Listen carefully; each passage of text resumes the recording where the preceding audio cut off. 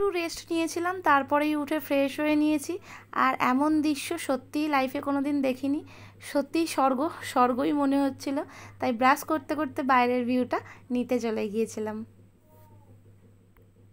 সকালবেলা রেডি হয়ে রুম থেকে বেরিয়ে পড়েছি। আমি আছি, শুভম আছে, আর এখানে টুম্পাদিও আছে। যাই পুজোর ওখানে মন্দিরে, তারপর গিয়ে সবটা শেয়ার করছি।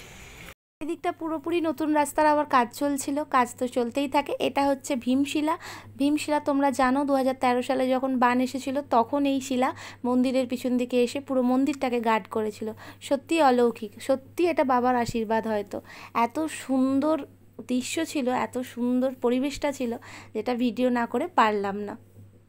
কি ব্যাপার, এখানেও চা করছো?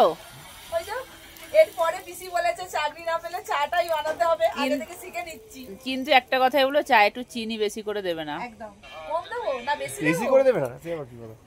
তারপর আর কি কফি বানিয়ে আর একটু ম্যাগি করে আমরা নামার পথে বেরিয়ে পড়েছিলাম। লাস্ট দর্শন, বাবার দর্শন করে, বাবাকে প্রণাম করে। আর এই যে এখানে ছিল সায়ন্তনী, ছিল পৃথা, ছিল লালু ভাই, ছিল টুম্পাদি, ছিল শুভম, মোটাদা, তাপসদা, সবাই ছিল পরপর।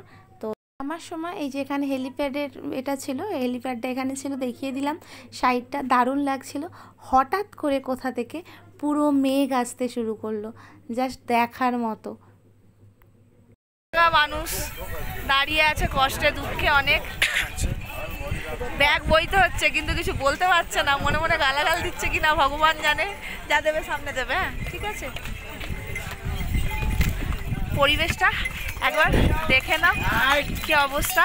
মানে নামবো যে অলরেডি পুরো ধোঁয়াশা হয়ে গেছে, মেঘে ভর্তি হয়ে গেছে।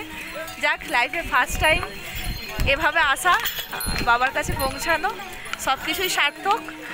চলো নামি, আর কোথায় কোথায় যাচ্ছি সেগুলোও শেয়ার করবো।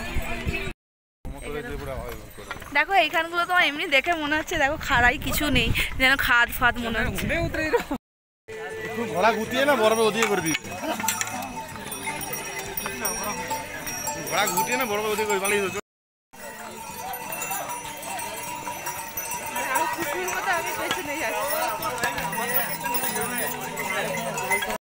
এই দেখো ফেরার সময় এই যে বরফ পেয়েছি, একদম একদম এটে গেছে, শক্ত হয়ে বসে আছে। ভাল লাগছে বেশ দেখতে, দারুণ লাগছে।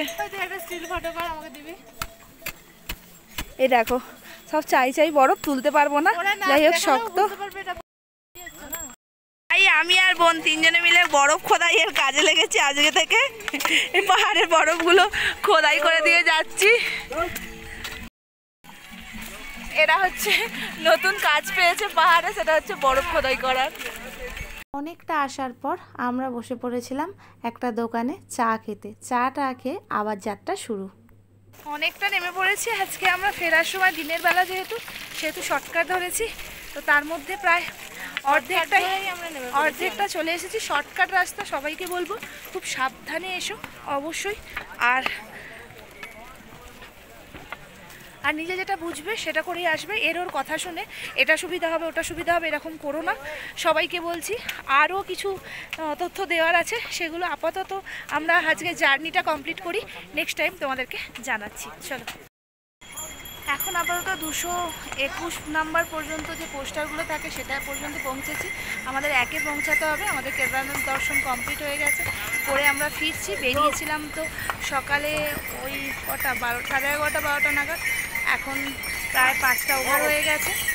তো যাই হোক, আর একটা কথা যেটা বলবো, কেদারনাথ দর্শনে একটা জিনিস আমি নিজে থেকে এক্সপিরিয়েন্স যেটা পেলাম, সেটা হচ্ছে পোস্টারগুলো যেগুলো, সেগুলোই একদম ঠিকঠাক পারফেক্ট দেওয়া থাকে। বাদ বাকি যে কিলোমিটার ওয়াইজগুলো যেগুলো দেওয়া থাকে সেগুলো সব ভুল। তার কারণ আমি 12 কিলোমিটার দেখলাম, তারপরে 1 কিলোমিটার উঠলাম, সেখান থেকে 13 কিলোমিটার হয়ে গেল, সেটা না কমে। তো সে যাই হোক, এটা আমি আরও কিছু শেয়ার করতে চাই, সেটা পরে করব। এখন আপাতত জার্নিটা কমপ্লিট করি, দেখা হচ্ছে পরে। ক্লিয়ারগুলোর এই যে লেখাগুলো, এই লেখাগুলোই একদম ঠিকঠাক। এটা 1 থেকে 500 পর্যন্ত যাবে, গিয়ে ঘোড়ার বেস ক্যাম্পটা কমপ্লিট হবে। আর তারপরে আরও 1.5 কিলোমিটার, 1 থেকে 1.5 কিলোমিটারের মতো জার্নি করলে তবে বাবার মন্দিরে গিয়ে পৌঁছাতে পারবে। এই ফিলিয়ারগুলো মানে ওই পোস্টারগুলো যে দেখবে সে একদম ঠিকঠাক বুঝতে পারবে। সবার শেষ তখন হয়তো 6:30 কি 7টা বাজে, এই মুহূর্তে মনে নেই। যাত্রা শেষ, অনেক দিনের স্বপ্ন পূরণ হলো। গৌরীকুণ্ডে একদম যেখান থেকে স্টার্টিং করেছিলাম স্টার্ট পয়েন্টে এসে শেষ করলাম। চলো দেখা হচ্ছে পরের ভ্লগে, এখনের জন্য টাটা।